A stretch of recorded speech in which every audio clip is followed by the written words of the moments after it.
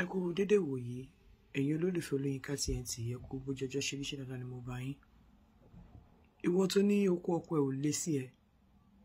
Pẹ̀lú àwọn questions tí mo béèrè lọ́wọ́ ẹ, jẹ́ kí n share pẹ̀lú àwọn èèyàn.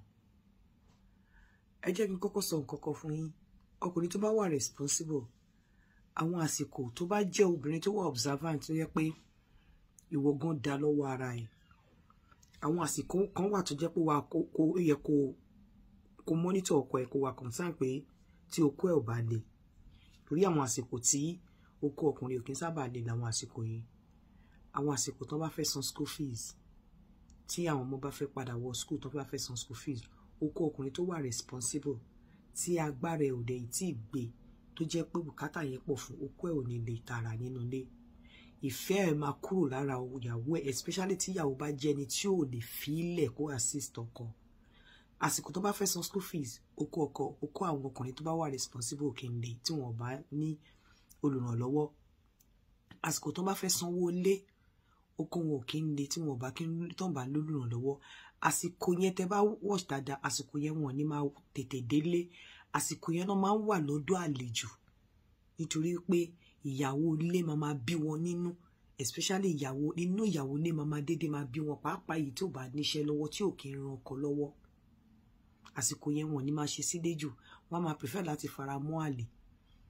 Àsìkò tí ọmọ bá fẹ́ wọ aṣọ ọdún, bóyá tọ́dún bá ń bọ̀, àsìkò tó ọmọ fẹ́ wọ ìwé àbí ọmọ fẹ́ lọ sí school tó fẹ́ sanwó, tó ń lọ sí hostel tó dẹ̀ fẹ́ ra nǹkan, àsìkò yẹn ẹ rí pé àwọn ọkùnrin wọn kì í sábà máa ṣe sílé.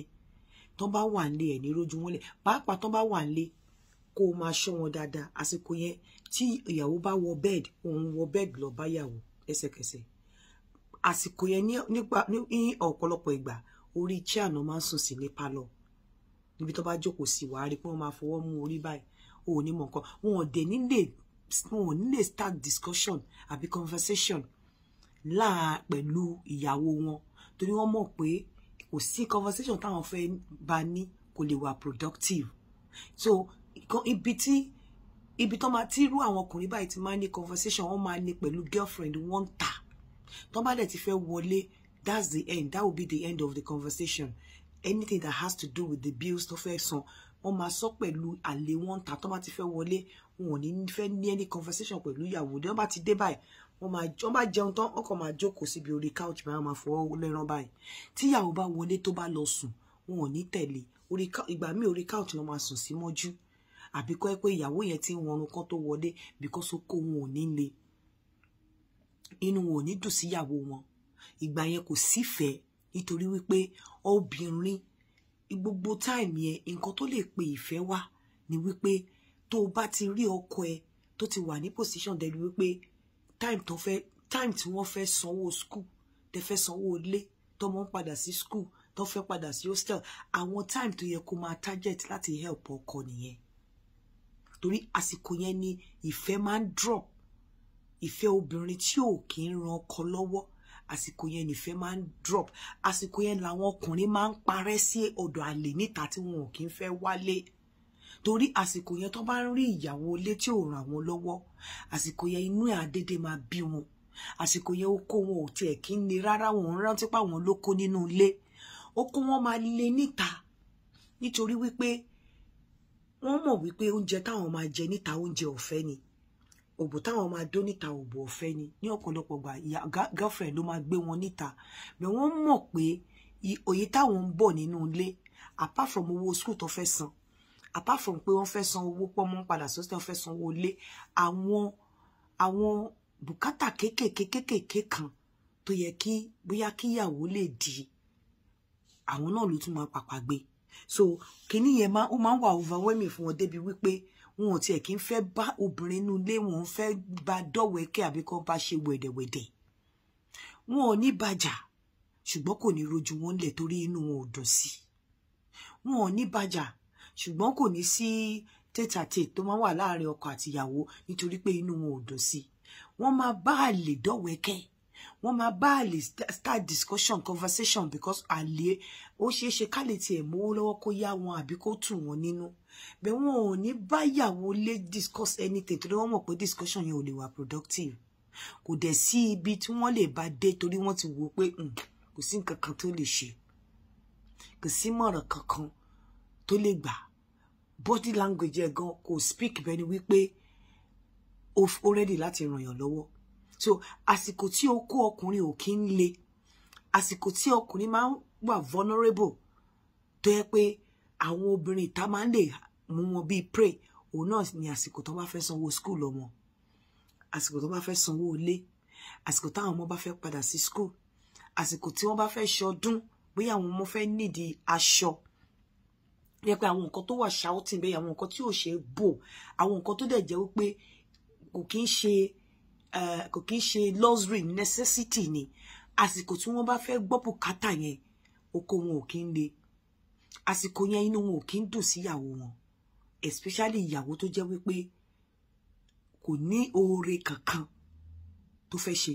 Kọ́kọ́ jẹ́ kí n sọ nǹkan kan fún ẹ. Tó bá ti wà nínú ilé ọkùnrin tó ti ní oore kankan tó fẹ́ ṣe, you are as good as a figurehead, you are as good as useless níbẹ̀. Tó ti ní kankan tó lè ṣe, you are as good as useless, you are as good as figurehead. Irú yín má bínú torí àlè tí wọ́n lè discuss pẹ̀lú tó lè help wọn kò ní kọ́ wọn nínú ilé kọ́ má gbé kọ́lẹ̀ torí ìwọ lo useless tó wúlò. Nígbà míì tó bá lọ kọ́ wọn ní time tó àlè tó dẹ̀ mọ̀ pé àlè gan máa ń mọ̀ tó bá wúlò fọkùnrin, àlè máa ń mọ̀ tó ó máa ń mọ̀ position ẹ̀ lọ́dọ̀ ọkùnrin, ó dẹ̀ máa ń mọ̀ position ìyàwó ilé lọ́dọ̀ ọkọ. Tí àlè bá bẹ̀rẹ̀ sí ní game position tó ń game ground, àlè máa ń study nǹkan tó fi ń gain ground lọ́dọ̀ ọkọ. Wọ́n á dẹ̀ intensify effort wọn by gaining more ground lọ́dọ̀ ọkọ. So tán bá dẹ̀ ti dé stage kan, nígbà tọ́kọ ti rí pé olùtùnú òun làlè, tó ti rí pé olùbádámọ̀ràn òun ni, tó ti rí pé at least tóun bá sọ problem mẹ́wàá fún ó lè bá ń gbọ́ méjì ń bẹ, ìwọ tó dẹ̀ jẹ́ ìyàwó ilé gan kò sí nǹkan tó lè sọ fún ẹ ò látúnṣe, ò ní any solution. Irú àlè yẹn ò ní lè pe ọkọ nínú ilé lóru kó má lè gbé, because á wò kó bóyá ó ní emergency, bóyá pàjáwìrì, torí ó mọ̀ pé ara kòkó ọbẹ̀ òun aláàánú olùtùnú òun ni. So ìwọ obìnrin, ọ̀pọ̀lọpọ̀ yín lẹ máa ń fi ara yín sí position tó fi máa ń gbé kọ́ọ̀lù àlè lọ́wọ́ lójú yín. Àlè tó bá ń ran ọkọ lọ́wọ́ nígbà tó ọkọ fẹ́ san school fees tí ọmọ tí ìwọ bí, àlè tó bá ń ran ọkọ lọ́wọ́ nígbà tí ọkọ fẹ́ san owó ilé tí ẹjọ́ ń gbé, àlè tó bá ran ọkọ lọ́wọ́ nígbà tó ọkọ fẹ́ ra provision ọmọ tiẹ̀, kò ní lè pe àlè nílé ká lè má gbé yìí. Kò ní lè pe àlè nílé ká lè má gbé.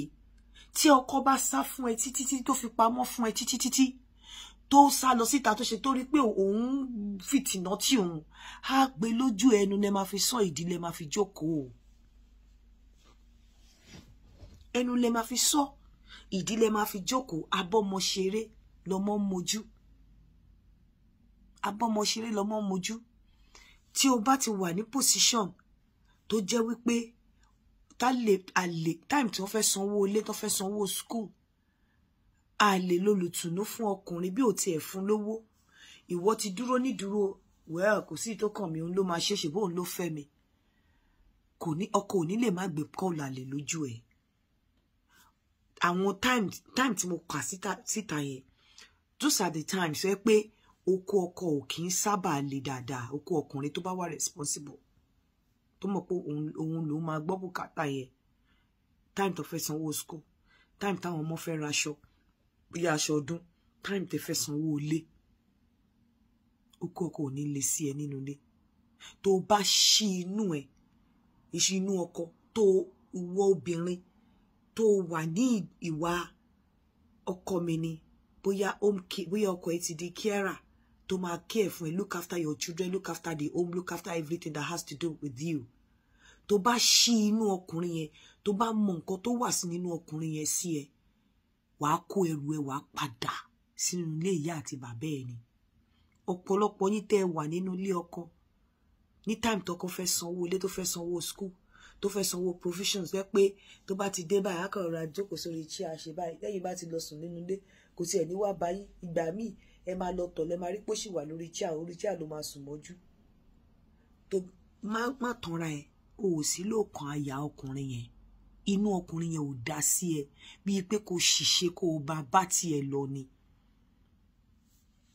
So tó ọkọ bá dẹ̀ ní èèyàn tó lè bá sọ̀rọ̀ níta kò ní má lè gbé kọ̀lẹ̀ lójú ìwọ ìyàwó ilé. Mi ní kó gbé o, but I'm just telling you the fact. So mo lérò pé mo ti dáhùn question wọ obìnrin pé ọkọ mi ń bá lọ sùn sínú ilé, á sùn sí pálọ̀. Okó tó bá tẹ̀lé kó fẹ́ wá ṣe gan okó ẹ̀ kò kí ń le.